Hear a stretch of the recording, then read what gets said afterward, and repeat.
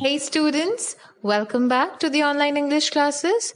Today we are going to resume our discussion on the second chapter of the sixth unit, and this video is the seventh part in the series.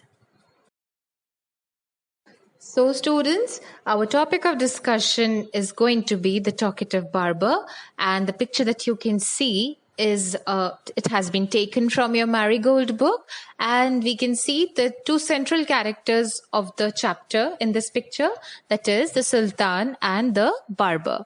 And here this picture refers to the end of the chapter where we last saw that the barber had been shown all the food items that were to be given to him by the Sultan, and where he is examining each of the dishes separately. But before we start any new discussion, let us first have a look at all the things that were discussed in previous video. So we first saw that the barber wishes to see the food that the Sultan had promised. Next, when the food is brought, the barber is not fully satisfied. And what does he do? He demands some more fruits. Finally, when everything comes, the barber wastes half an hour to examine each dish separately. All right, and in doing so, the Sultan was also getting delayed and he was also getting more irritated. And finally, we saw that a meal has three parts. That is the starter, main course, and dessert. So this is a kind of an extra information that was provided, and you should also keep in mind that the starter is also called appetizer, main course is also called entree, and dessert is called dessert only.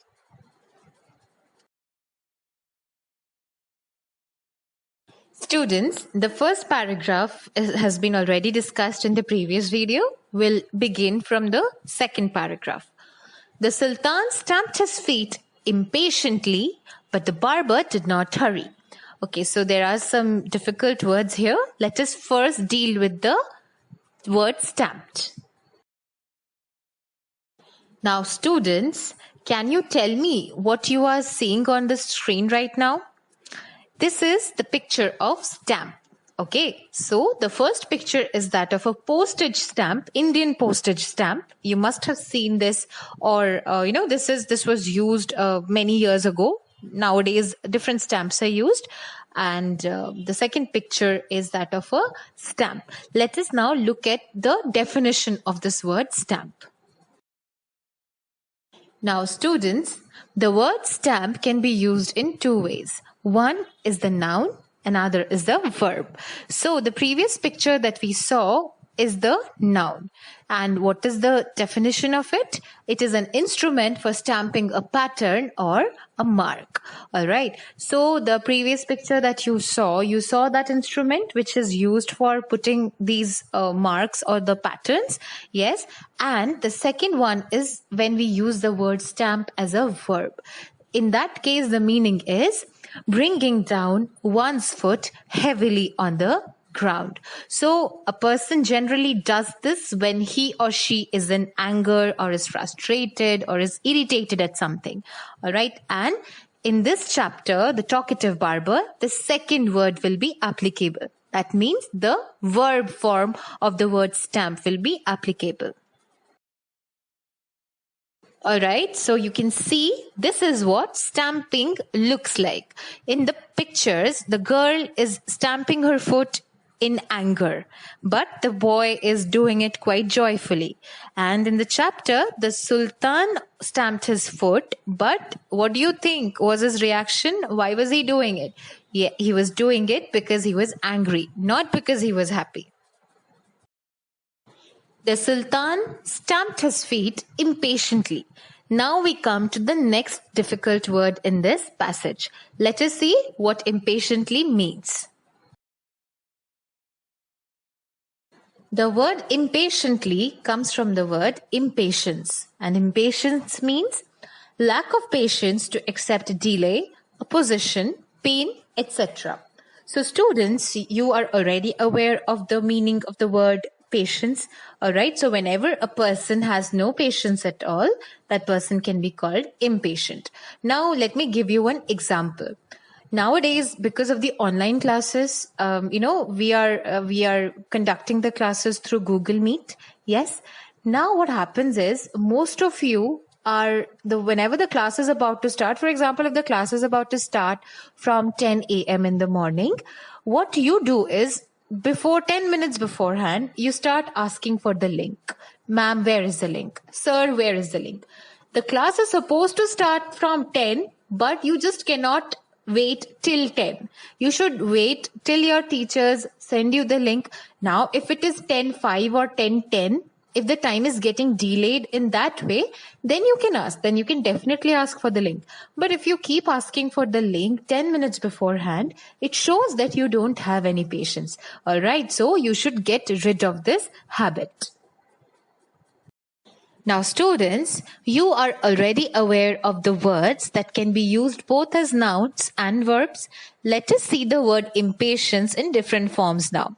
Okay, so the word impatience is a noun, and when you apply it to a sentence, it reads as, Ronald lost the quiz because of his impatience.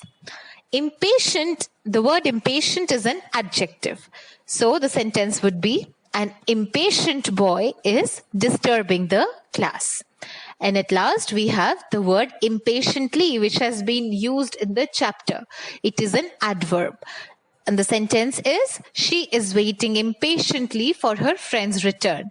And students, how you can identify adverbs easily is, you have to check out if any word has ly at its end. That definitely is an adverb. The Sultan stamped his feet impatiently, but the barber did not hurry. Now, why was the Sultan being impatient? It was because he was irritated because of all the delays. All right. So he was, impatiently he stamped his feet on the ground. But what happened? It did not affect the barber at all. He seemed to be in no hurry. At length, however, he again took up the razor. Now, student, the word length is a mathematical term, right? But why has it been used here? Let us see. The word length means the measurement or extent of something from end to end. The picture that you can see on your screen is that of a cuboid. Yes, you can see which part of it is called the width, which is called the length, and which is called the height. You are already aware of this meaning, but let us see another meaning of the same word. Length also means the amount of time occupied by something. Okay, so students, this meaning of the word has been applied in the story, The Talkative Barber. So just because it is a mathematical term doesn't mean that the first meaning will be applicable. In this chapter, this particular meaning is applicable. At length, however, he again took up the razor, but after a few minutes of work, stopped suddenly and cried, I never knew that you were so generous. Now see, students, this is the end of the chapter. So when he saw that the Sultan was getting irritated, the barber started his work, and for quite some time he was doing his work. Okay, he took up the razor and he had started shaving the Sultan's head. But just after a few minutes of work, what did he do? He stopped suddenly and shouted, I never knew that you were so generous. Now, let us first see what generous means, then we'll discuss. The word generous means showing readiness to give more of something, especially money, than is strictly necessary or expected. So students, the picture that you can see is that of a generous man who is surrounded by little children, and this man is giving them something. Yes, this shows how generous he is. Whenever you try to help someone, especially in case of money or food, if you see any poor child on the roadside, and if you are offering him or her any food from your portion, then you are acting generously. That is what it means to be generous. And in this chapter, when the barber is saying that the Sultan was very generous, it was because now you see, the barber had asked Sultan for something. The Sultan himself, he offered that all the food that had been prepared for his own feast shall be given to the barber. Now, why did the Sultan say so? Because he wanted to get rid of the barber. Yes, so whatever the barber had asked for, the Sultan gave him more than that. Yes, that is what is meant by being generous. In case you missed any important point, let us quickly have a recap of everything that we have discussed in this video. We first saw that the barber wasted half an hour in examining the dishes. Next, the Sultan's impatience grew more and more, but the barber paid no attention to that. Finally, the barber started shaving the Sultan's head. But he could not stay quiet for long and started chattering again. Now that we have discussed all the things, it is time for you to answer some questions. Question number 1. Find out the adverbs from the last paragraph. So the paragraph that we discussed in this video, from that particular paragraph, you have to find out the adverbs. Number 2. Why did the Sultan stamp his feet? Number 3. What is the last statement of the barber? Number 4 is a reference to context question, and the statement is, I never knew that you were so generous. So, based on this, you will answer the next questions. Question number A, who has been called generous in the above quoted line? B, who is the speaker of the above quoted line? C, make a sentence with the word generous. So students, these are very easy questions and their answers are easier. So if you have any difficulty in finding out the answers, watch the video once again and read the chapter thoroughly. With this, we come to the end of our discussion on the chapter, The Talkative Barber. In the next videos, we will discuss some more things about this chapter. Until then, stay safe and goodbye.